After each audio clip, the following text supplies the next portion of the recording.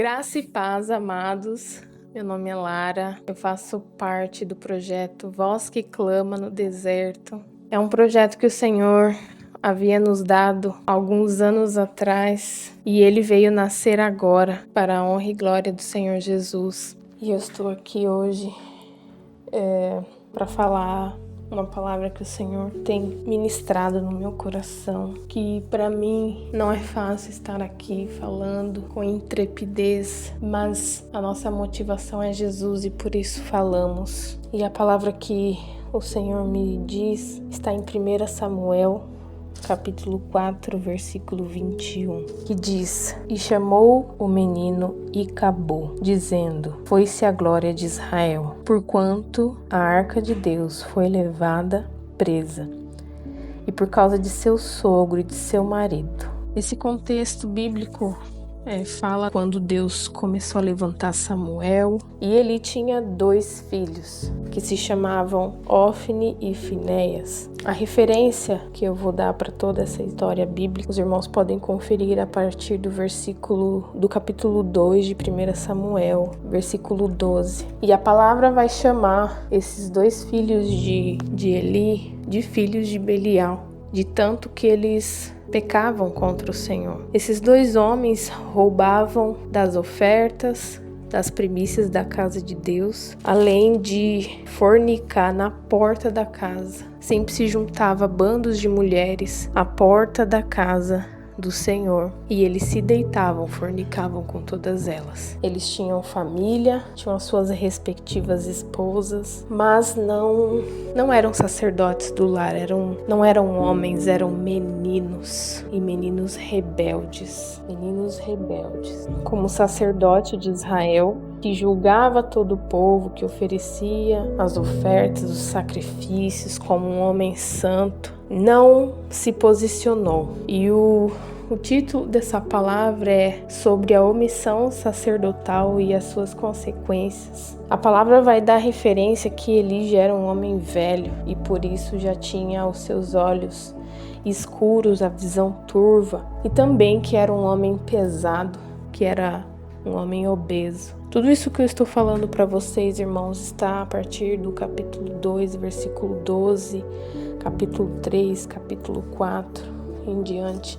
Vocês vão ouvir toda essa história e de como a omissão sacerdotal trouxe consequências não só para o sacerdote e para os seus filhos, mas que também trouxe consequências à descendência. Então o profeta Eli já tinha os olhos escuros e o Espírito Santo me faz associar essa escuridão turva dos seus olhos não só à velhice, mas a uma visão turva do reino espiritual, ao fechar essa visão, porque havia pecado. Quando nós estamos no pecado, quando não somos santificados, o pecado, ele traz essa escuridão e a cegueira através da obstinação. 1 Samuel 15, 23 vai falar que pois a rebeldia é como o pecado de feitiçaria, e a obstinação é como a iniquidade da idolatria. Porquanto rejeitaste a palavra do Senhor, ele também te rejeitou a ti, para que não sejas rei. E essa rebeldia, irmãos, essa obstinação, leva a, como a própria palavra diz, traz a idolatria. A idolatria no Salmo 115 vai falar que já existe uma maldição lançada pela boca de Deus para todo aquele que faz idolatria. E a palavra em Salmo 115 vai falar: tornam-se como eles aqueles que os fazem, que têm olhos, mas não vê, ouvidos, mas não ouvem, boca, mas não falam. Quando nós somos desobedientes, que é a rebeldia, sobe às narinas de Deus como feitiçaria, e Deus abomina a feitiçaria. E foi o que aconteceu na vida do profeta, do sacerdote Eli. O sacerdote Eli estava obstinado, estava omisso ao que os seus filhos faziam. No versículo 22 do capítulo 2 vai falar que ele já era muito velho e que ele já corria a fama daquilo tudo que os filhos dele faziam e de como se deitavam com as mulheres em bandos. Elas se ajuntavam à porta da congregação para se prostituir. E Eli apenas falou: não, não, filhos meus, porque não é boa fama esta que ouço, e fazeis transgredir o povo do Senhor. Pecando o homem contra o homem, juízes o julgarão. Pecando, porém, o homem contra o Senhor, quem rogará por ele? Mas não ouviram. Aqui está a obstinação, aqui está a rebeldia. Mas não ouviram a voz do seu pai, porquanto o Senhor os queria matar. Eli tentou ali dar uma palavra, falar, não faz isso não, para com isso. Irmãos, veja bem, já tava numa situação terrível. E Eli apenas falando, poxa, cara, faz isso não. E não é dessa maneira que um sacerdote deve se posicionar. Se ele julgava Israel, ele deveria, como homem de Deus, como sacerdote do seu lar, corrigir os seus filhos, mesmo eles sendo homens, já donos dos seus lares, sacerdotes também, precisavam ser corrigidos. Em Tiago 4, versículo 17, diz que aquele, pois, que sabe fazer o bem e não faz, comete pecado. Eles sabiam da verdade. Em 1 Timóteo 3:2, vai falar que o primeiro ministério do sacerdote é o lar, é a esposa, são seus filhos. Em 1 Timóteo, capítulo 5, versículo 8, vai falar, mas se alguém não tem cuidado dos seus e principalmente da sua família, negou a fé e é pior do que o infiel. Então, a falta de posicionamento do sacerdote no seu ministério, na sua igreja, mas antes disso tudo, na sua casa, traz consequências. Vocês já viram falar daquela mulher assim, eu só traí porque ele me traiu primeiro. Eu não estou lançando toda a responsabilidade para o homem, porque a palavra de Deus diz que todos pecaram e destituídos foram da glória de Deus. E nós temos algo dentro de nós, ele tinha algo dentro dele, ele não pecava na sua carne, ou seja, ele não se prostituía com mulheres, mas existe aquele sacerdote ou aquela pessoa que prostitui no seu coração. Na sua santificação, entre aspas, existe pecado, existe a perversidade, o farisaísmo, em achar que Deus iria requerer aquilo somente das mãos dos filhos dele, não dele. Assim como a nossa descendência é abençoada por 1000 gerações por causa de um posicionamento nosso, de um arrependimento nosso, assim também vem a maldição. Então Deus usou um homem para falar com o sacerdote Eli, para alertar, porque Deus é bom e ele sempre avisa. E ele falou para Eli, porquanto diz o Senhor Deus de Israel, versículo 30 do capítulo 2. Na verdade, tinha dito eu que a tua casa e a casa de teu pai andariam diante de mim perpetuamente. Porém agora diz o Senhor, longe de mim tal coisa, porque aos que me honraram honrarei, porém os que me desprezam serão envilecidos. Eis que vem dias que cortarei o teu braço, o braço da casa de teu pai, para que não haja mais velho algum. Aqui o Senhor está falando que, lançando inclusive uma maldição, falando que pela falta de posicionamento do sacerdote Eli, não haverá as pessoas não vão chegar à velhice na descendência dele. O que sobrar da descendência não vai viver muito. No versículo 33 do capítulo 2 vai falar, e toda a multidão da tua casa, ele está falando para o profeta Eli, morrerá quando chegar a idade varonil. E isto te será por sinal, a saber, o que sobrevirá aos teus 2 filhos, Ofni e Finéias, que ambos morrerão no mesmo dia. Ou seja, começou. Deus avisou. Começou ali. Deus falou, Ofni e Finéias vão ser mortos. E Deus usa o profeta Samuel em sonhos, começa a chamar sacerdote Samuel, a pequeno Samuel. Ele era criança, ele já era um milagre. E o Senhor começa a chamar Samuel e dá a ele um sonho, uma visão, fala com ele durante a noite. Então ele entendeu que o Senhor estava falando com Samuel e no outro dia ele falou, Samuel, vem aqui, me conta tudo que o Senhor te falou, não me encubras nada. E aí Samuel foi e falou todas as palavras, versículo 18 do capítulo 3. Nada lhe encobriu e disse: o Senhor é. E Eli respondeu: o Senhor é. Faça o que bem parecer aos seus olhos, ou seja, meio que esnobando a palavra de Deus. E esnobando a palavra de Deus, achando que Deus não iria cobrar dele como sacerdote, que só iria levar os seus filhos e que ele ia viver um luto. Fazer o quê? Os meus filhos estão errando, eu não posso fazer nada. Não, igreja. Não, sacerdote. Você deve se posicionar. Pecados são para ser confrontados. E você, ao sacerdote, deve fazê-lo. O sacerdote na igreja do Senhor, o sacerdote na sua casa. Lá em 1 Timóteo 3:23, versículo 2 ao 5. Mas eu vou ler especificamente o versículo 4. E o título da palavra é Os deveres dos bispos e dos diáconos, ou seja, sacerdotes, os homens. Que governe bem a sua própria casa, tendo seus filhos em sujeição com toda modéstia. Porque se alguém não sabe governar a sua própria casa, terá cuidado da igreja de Deus? Se você não cuida primeiro do primeiro ministério que o Senhor te confiou, como vai cuidar? Muitos. Antes do ide, Jesus fala: vinde, vinde.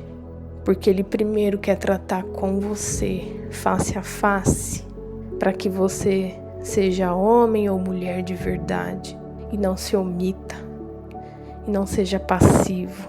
Irmão, se não há homens, o Senhor começa a usar as mulheres. Se não há mulheres, Deus começa a usar jovens ou crianças.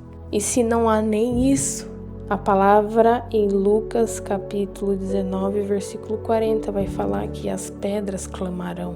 As pedras clamarão?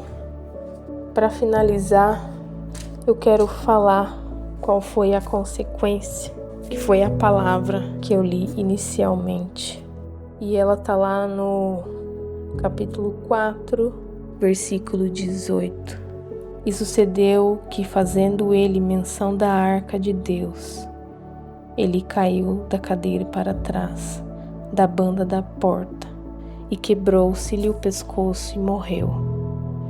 Porquanto o homem era velho e pesado, e tinha ele julgado Israel 40 anos.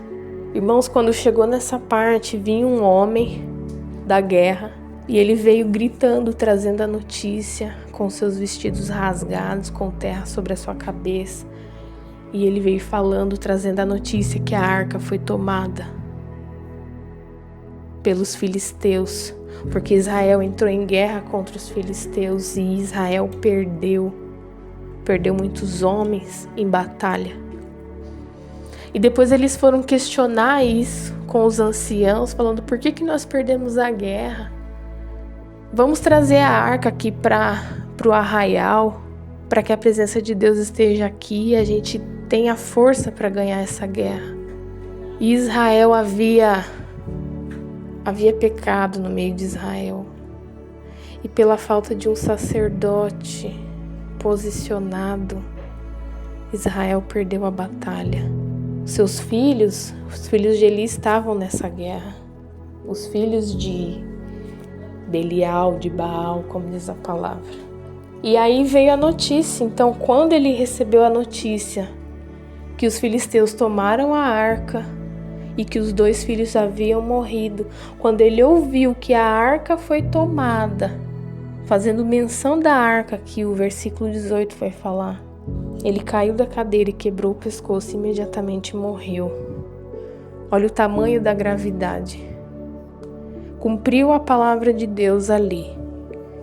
Os seus filhos morreram, os 2. A maldição que Deus falou chegou. Deus falou que os 2 filhos morreriam no mesmo dia.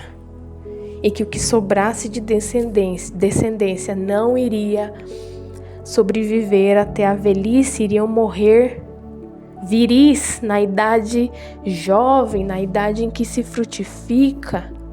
que conseguem ter filhos e ter lar e multiplicar, essa descendência não ia ter chance de progredir, porque não era uma descendência bendita. E tudo isso poderia ser mudado se o sacerdote Eli tivesse corrigido os seus filhos à luz da palavra. Veja bem que Deus não está nem reclamando da falta de posicionamento. Veja bem que Deus está cobrando o sacerdote Eli do posicionamento primeiro com a casa dele, com os filhos. E nem isso ele fez, quem dirá com o santuário.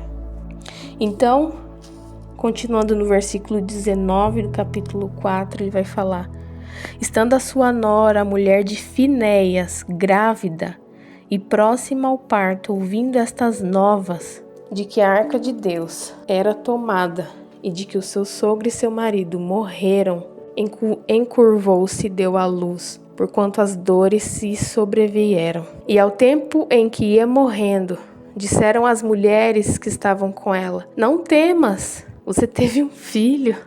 Ela, porém, não respondeu nem fez caso, e chamou ao menino Icabô, dizendo: foi-se a glória, presa por causa do seu sogro e do seu marido. E disse de Israel: a glória é levada presa, pois é tomada a arca, por causa do seu sogro e seu marido, o sacerdote da casa de Deus e o sacerdote dela, o marido dela, o sacerdote da casa dela. Irmãos, é muito triste ver as consequências que têm acontecido por falta de um sacerdote. Como mudar isso? Se tem algum sacerdote que me ouve aqui agora, um homem, e que, se mesmo que não seja homem, que seja mulher, mas que não tem se posicionado diante da presença do Senhor, não se omita mais, não seja passivo ao erro, ao pecado, não seja conivente, traga a luz, confesse, se arrependa, abandone todo o pecado, ore ao Espírito Santo com sinceridade: Senhor, eu preciso, me convença de todo o pecado, justiça e juízo, convence a minha casa, convence o meu marido, convence o pastor da minha igreja. Senhor, eu oro para que o Senhor convença os sacerdotes do meu país, Pai. Que o Senhor visite todas as igrejas, Espírito Santo, que o Senhor visite os lares, que o Senhor visite os homens, para que eles sejam convencidos de todo pecado, justiça e juízo. Se arrependam, sacerdotes. Se vocês querem hoje a glória de Deus, a salvação, não sejam como o profeta Eli, que ouviu o que o Senhor iria fazer, porque Deus já tinha decretado. Porém, o Senhor é bom e Ele dá graça aos humildes. Arrependa-se. Joel capítulo 2, versículo 17. Chorem os sacerdotes, ministros do Senhor, entre o alpendre e o altar, e digam: poupa a teu povo, ó Senhor, e não entregues a tua herança ao opróbrio, para que as nações façam escárnio dele. Porque diria entre os povos: onde está o teu Deus? Onde está o seu Deus? Então aqui, irmãos, é a palavra de arrependimento. Chorem, sacerdotes, chorem, arrependam-se, arrependam-se, arrependam-se. Você pode ver que depois que Deus fala essa palavra para o profeta Joel, no versículo 18 está escrito promessas de abundância. No versículo 28 está falando promessas de efusão do Espírito. O Senhor vem, mas que vocês não se arrependam por causa daquilo que o Senhor tem para dar das mãos de Deus, mas que a motivação de vocês seja em agradar ao Senhor, em querer ser filho de verdade, em querer obedecer. Obedecer é prova de amor. Jesus deixou toda a sua glória para obedecer o Pai dele. Ele foi o nosso maior exemplo. Ele é o nosso sumo sacerdote. Então, arrependam-se. Jesus está voltando e nós precisamos nos posicionar. Em nome de Jesus, que todo aquele que ouvir essa palavra possa crer, que o Senhor revele essa palavra no coração de homens e mulheres, jovens, crianças, e que nós todos possamos nos arrepender, ter entendimento do tamanho do pecado, que o pecado ele vem pela nossa própria cobiça e que nós devemos nos posicionar, nos corrigir antes de lutar contra Satanás. A nossa luta infinda até Jesus voltar também será contra nós mesmos, homens e mulheres. Por isso, se posicionem em nome de Jesus. Não deixe que a maldição continue. Pare ela. Seja um lugar onde manifesta a glória de Deus. Seja alguém que o Senhor possa fluir. Seja um sacerdote, tanto no seu lar, quanto na sua igreja, quanto nas ruas, quanto no seu trabalho, na universidade, aonde você estiver, que você seja um canal desobstruído para a glória de Deus. E não covarde, não omisso, não passivo. Em nome de Jesus. Amém.